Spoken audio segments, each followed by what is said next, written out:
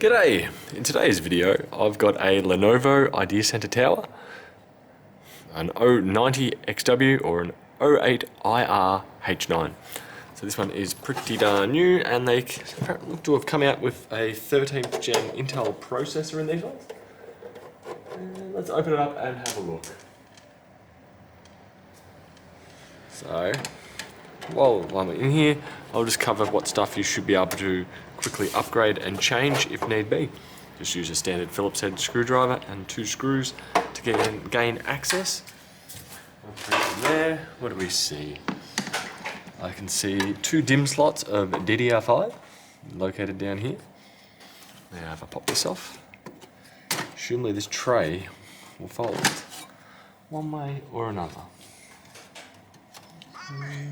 If I can find it. No. See an arrow pointing this way.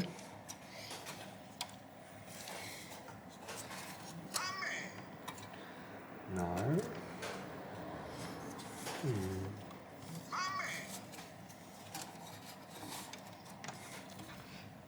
Seeing no screws along the front. I see a bit here where I could pivot, and a bit here where I can slide. Well, actually, tell a lie. It is demonstrating screws. One here, and one on the opposite side. And here, if I take those out, they're the same length as the ones I used to take it back. And that will now pivot up, will it? There we go. Slide this out from out the back. There we go. So what do I see? I see DDR4 over here. Can't quite make it the model due to the sticker, but that stuff should be relatively straightforward to change over. Where are we? These parts here should fold out. And with it like that, grab, walk backwards, and we're out. Doesn't say bugger. To reinsert the RAM, line it up, should slot in, push down it slightly so those gold pins are gone, then push down. We're in. Ta-da! Looking here, looks like we've only got one NVMe slot for your storage, which here is a 512 gig SSD, which are fairly similar to the RAM. We should be able to grab the screwdriver. This one's a slightly smaller than the other screwdriver. That screw should come out. Whoop, sorry, you guys can't see. That screw here will come out. And then we should be able to lift this up slightly. It does feel to be a thermal pad underneath, so it does feel a bit sticky. Then we can walk it out from there. If you do change this over, you'll either have to clone the old operating system over to the new SSD, or you'll have to basically have a Windows 11 installer USB to reinstall the operating system. To put it back in, we have this notch down here, matches up with here, should push in, down, and that thermal pad's just holding it straight down there, and then we put one screw to lock it in.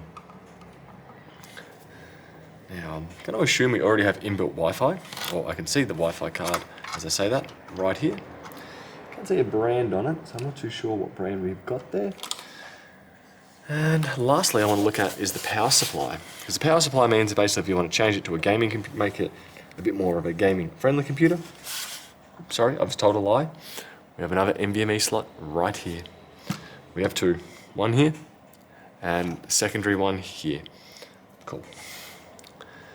We have a 180 watt power supply here. Do check the rating on yours. Looking on the Lenovo website, we would be able to put in something like an Intel Arc A310 4 gig model. It's not exactly great for gaming, but it is very low power and reasonably modern. Don't know if there's really much on the way of the Intel side, or sorry, the AMD side, or the NVIDIA side. So basically to install a graphics card, we need a low profile graphics card and take out this slot, and probably this slot here, and install it into here. Apart from the A30 or A310, I don't really know of too many other ones that are even really out there. I think there's like an RX 640. There wasn't much in the NVIDIA range. The low profile cards have mostly been forgotten. Now I'm going to get this back together. We do also have one SATA cable, one SATA power. So we took up one extra 3.5-inch hard drive in that tray. But in today's day and age, they're mostly something that people don't really use that often. Now I should be able to feed this up here. Get the power up there too. And I kind of want to lock it in with this tab here, so it doesn't go anywhere. Go. It's a matter of battling this back into this position.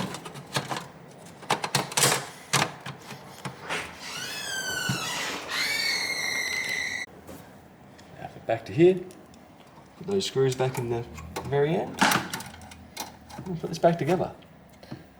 So the biggest restriction if you wanted to do gaming on here would be that 180 watt power supply and finding a dedicated GPU that will fit into there. That is one dilemma that you may have. Apart from that, it should be a perfectly capable office machine.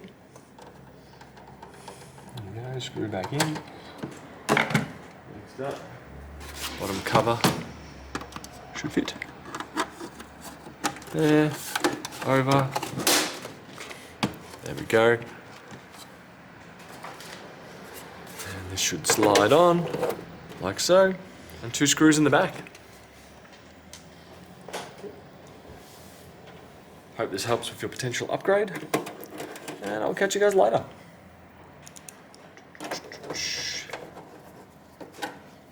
Bye.